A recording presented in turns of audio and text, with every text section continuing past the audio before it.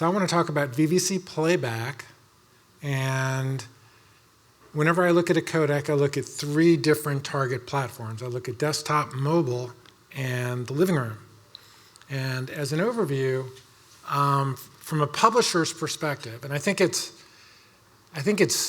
necessary whenever you look at codec adoption to distinguish between a publisher and an infrastructure or service or product provider. So if I'm a publisher, if there's not a large installed base of players, I'm not considering installing the codec because I can't play it anywhere. On the other hand, if I'm a TEM or I'm Dolby or I'm bit moving, I'm thinking about implementing the codec many years before then because I want to be ready when my publishers are ready. So I think when you look at the playback side, you're primarily considering what the publisher cares about as opposed to a service, infrastructure, or product provider. Having said that, let's talk about the two ways to play back compressed video, software and hardware. Now, software playback, you use the host CPU to decode the video. And the benefits are you don't need an upgrade. You can do it on an existing computer. And as an example, AV1 was deployed in Chrome and Firefox in August of 2018, which was less than a year after it was finalized as a specification. So you get very fast deployments with software-only playback. The negatives are playback may not be at the full frame rate. So if you're encoding at 60 frames per second, you may not be able to play at 60 frames per second. The other one is that, particularly on mobile devices, playback may overconsume battery power.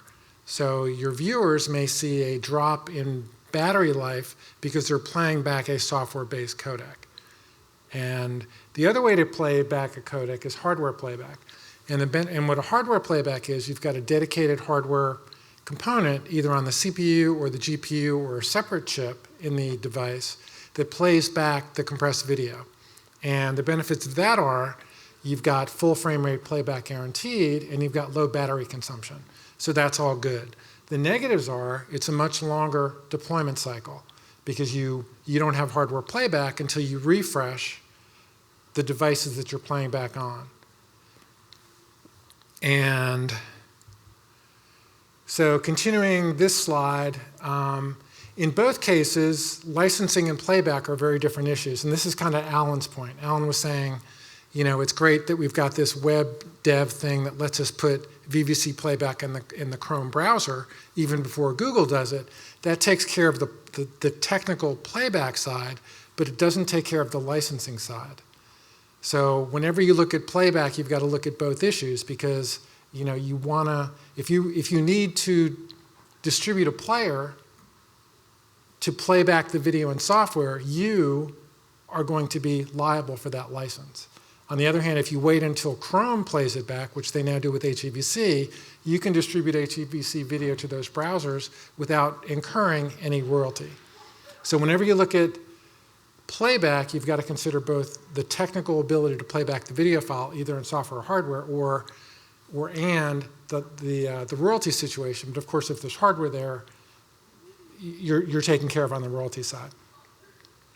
So, whenever you distribute a codec, and this is VVC or LCEVC or EVC or any of the codecs that we deal with, you've got to consider two things. Number one, does it play back, without, degrading battery life at full frame rate, and what are the licensing issues involved? And then again, I consider, when I look at a codec deployment, I consider three things. I consider desktop, I consider mobile, and I consider the living room. And if I wanted to conclude my speech right now, or my talk right now, it would be, mobile and computers are not making a lot of progress on the VVC side. The living room is making great progress on the VVC side.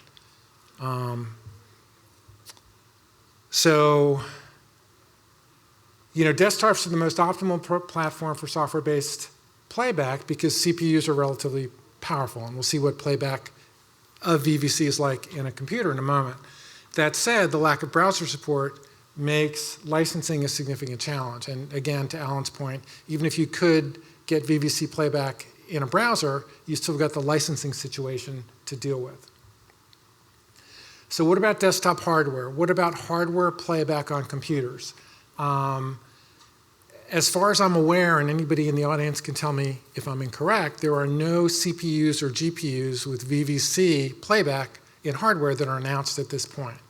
So we've got no progress made in terms of announced products on the hardware side for computers and also mobile devices that I'll cover in a second.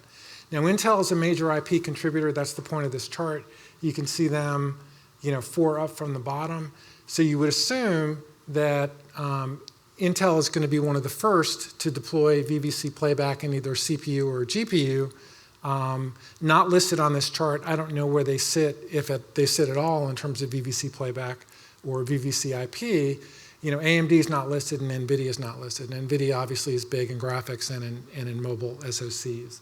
So we don't have a lot going on the desktop hardware side at this point. I just want to point out in this slide that once a chip ships, a lot of things have to happen before it becomes an addressable audience. So if a chip ships in 2024, which seems reasonable for Intel, if they said, okay, we're gonna announce and ship a chip January 2024, it's going to take a while for consumer products to incorporate that chip into the product. So that gets shipped, and that's usually a year or 6 months to a year. And then once the first product with hardware support ships, you still need a relevant critical mass to be achieved. You need a bunch of products sold and a bunch of products used before a publisher will say, okay, there's enough playback devices here to worry about. And we saw that with AV1. Netflix, I guess the first AV1 enabled TVs shipped in maybe 2020, and Netflix shipped the first programs to those TVs about 24 months later. So you have a chip, you have the first consumer device, and then at some point in the future you've got enough consumer devices for a publisher to care about that. So when do we expect VVC decode at scale? And Alan talked about first draft international spec in July 2020. We saw with HEVC that was standardized in April 2013. We saw the Intel chip with HEVC decode occurred 2 years, 1 month after that. AMD was 3 years, 10 months after that. VVC at 2 years, 10 months later. We still have no announcement for VVC. My best guess for when a publisher will say life is good with hardware decode for VVC is in the 2028 range. So now the question becomes, if we get the licensing situation taken care of, do we have enough devices out there that can play back in software? And so now we look at the playability performance, and this is a chart I did in 2021, and I looked at the playback capabilities of various codecs, as you see in the chart. Back when I created this chart, I used the Fraunhofer VVC decoder, and I got 39 frames per second on a chip that was born in 2012. So it was about a 9-year-old chip at that time, pretty old workstation chip. So 39, not a great number, but it's a pretty old chip. I went back and tested with new code from Fraunhofer just this week, and playback rate increased to 154 frames per second. So all of a sudden we go from 39 to 154, and that's a pretty good number, because you never want to use 100% of the or 100% of the CPU power to play back video, but if you can get 154 frames per second, then you're not looking at over-consuming on the CPU side. We saw Fraunhofer did some tests that they talked about at Mile High Video. We see, and their focus is ARM versus traditional CPUs. They tested a workstation, a laptop, and a mobile device. We'll cover the workstation and laptop here. Their decoder frames per second on the x86 box, and you see how many threads they included in that, were upwards of 150, 180 frames per second. And these are on relatively new machines. So this is pretty close to what I got in my older i7-based device. On the ARM, we see similar numbers. ARM was much faster on the encode side as compared to traditional CPUs, so we don't see as impressive a difference here on the decode side. But again, at 150 frames per second, that's very reasonable to deploy a codec. Again, you can download this now. You don't need to look at these numbers, but the Tencent software player, this is one of the ones that Alan mentioned. We see very fast decoding of both 1080p and 4K video. So the current crop of computers, I mean, if a 10-year-old computer can play 1080p 30 frame per second VVC encoded video at 30 frames per second, you've got a pretty good installed base to go after software playback on computers.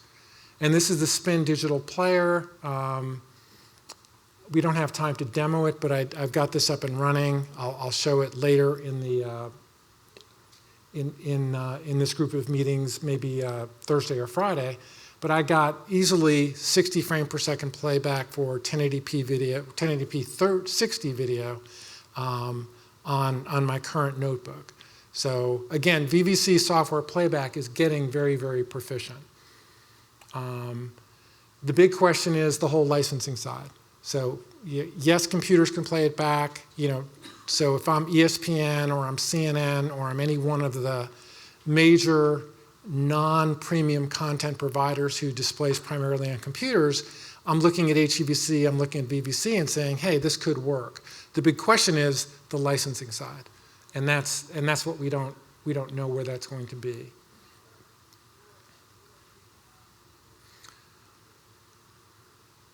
Okay, so I don't think we're going to see hardware support until 2028. That's a pretty pessimistic number, but I think it's also pretty realistic. On the other hand, because computers are so powerful and VVC decode, as Alan talked about, is much less CPU intense on the decode side than it is on the creativity on the encode side, it plays back pretty well today. Again, we have licensing issues to deal with. Chrome opened up HEVC support, which is a huge surprise and a huge benefit to standard-based codecs in general. I think we should assume they're going to do the same for VVC a lot sooner than they did for HEVC. But until that happens, you've got the licensing issues to deal with, even if you've got software playback assumed. Mobile apps make it easier to distribute a codec. Companies were distributing HEVC to different mobile devices in apps before it was available in the browser. Because you can include any codec you want on an app. You really can't do that in a computer because a lot of viewers don't like downloading players to play back videos for their browsers, on computers. Nobody, I've got a bunch of apps on my mobile devices. I'm sure you guys do too. A lot of those can include codecs. That's how Meta is sending AV1 encoded video to iPhones, for example. So because you have an app, you have a lot more flexibility on the decode side. On the other hand, mobile users are less tolerant of software decoding because it can reduce battery life and it may not play back at full frame rate. On the other hand, with AOM, we saw companies including, or particularly Meta, they ignored the negatives, decreased battery life, less than full frame rate, and they sent AV1 video anyway. And I think it's very likely we're going to see that as well from VVC IP owners. And you'll see some charts in a second that will show you why. So I think at a high level, independent publishers tend not to send video to mobile devices until it's supported in hardware. On the other hand, if you're an affiliated publisher, either in the Alliance for Open Media or a VVC patent owner with the respective codecs, you're going to be a lot more aggressive in doing that. What about mobile hardware? Same deal. Nothing announced that I could see. Software playback is acceptable, at least on premium phones. We'll see some stats on that in a second, which means you can get 30 frames per second playback on a high-end iPhone or a high-end Android phone. Now, that doesn't include all the phones that sell for $30 in India and a lot of China and a lot of the other markets like that. So these are the Fraunhofer experiments focusing on the playback side. Snapdragon 865 is a pretty hefty Qualcomm system on a chip. And what we saw here for HD was 120 frames plus per second playback in software. So, these are pretty encouraging numbers for Fraunhofer. And then the VVC stakeholders, this is Quai, who owns a lot of VVC IP, and they're showing for 720p playback, they're showing frame rates in the upwards of 100 or 200 in some cases. And then this is ByteDance, and we're seeing, again, very, very high numbers here on the mobile side. So as with AV1, I think the VVC stakeholders will be much more aggressive in distributing VVC to the apps on mobile phones than independent publishers might be. And then I just wanted to point out that the MX player that serves India has stated that they are already deploying VVC encoded video, but I couldn't really find any way to verify what the specs were or how much they were distributing or what the configuration was. The bottom line for mobile, again, I think most mainstream publishers, won't distribute VVC to phones without hardware players. So I don't think we're going to see hardware in addressable quantities until 2028 or so. But I think this will change if we see IP owners like Tencent, ByteDance, and Quai prove the value of VVC decoding and software and start distributing it. And that's what we're seeing with AV1 with Meta, very aggressive, talking about sending AV1 video to some of their mobile video properties. Living room is a completely different story. You can't play video in software on OTT devices or smart TVs. If it's not supported in hardware, it just doesn't play. We're seeing more progress here because VVC is a premium content experience. Alan explained why, both on the encode side and the HDR side. We'll hear more about that from Pat later. And I think the living room is where most premium content is viewed. Everybody talks about HDR on their phones, and everybody likes watching it. But I think I view 99% of the content I watch that's premium content on TVs in my living room. And we're seeing a lot more hardware support. This is a chart from Wikipedia, and we see a lot of these chipsets were shipped in the 2021, 2022 timeframe, and we're already seeing some support in both hardware and software from TVs. So there are already TVs shipping with VVC. And the spec was finalized here. This was the more traditional rollout. The spec was finalized in 2020.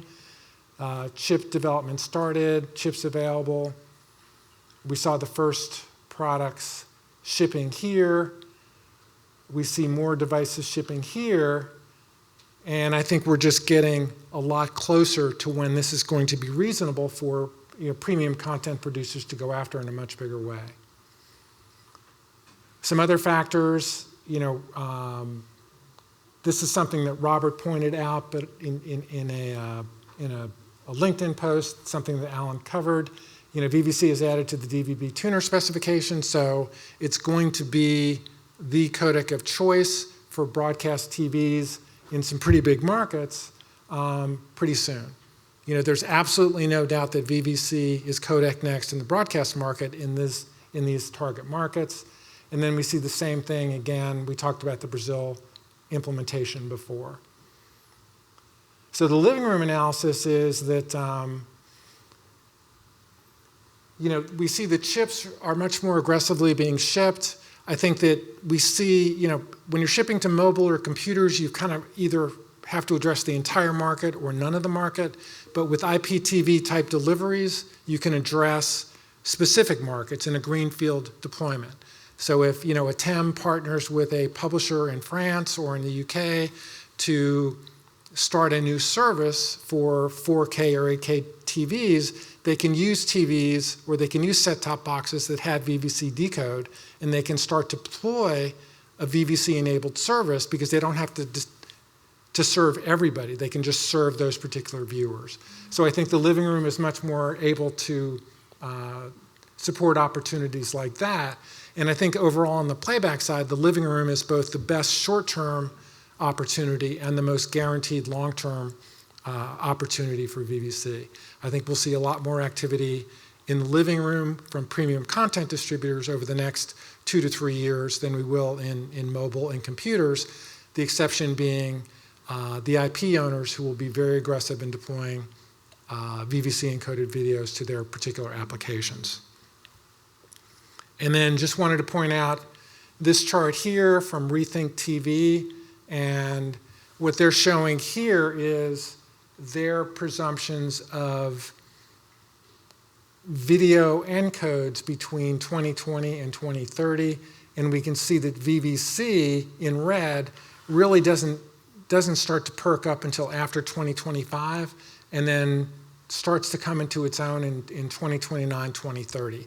These are numbers that were produced, I think, at the end of 2021. They're going to be updating this survey or this study within the next few months.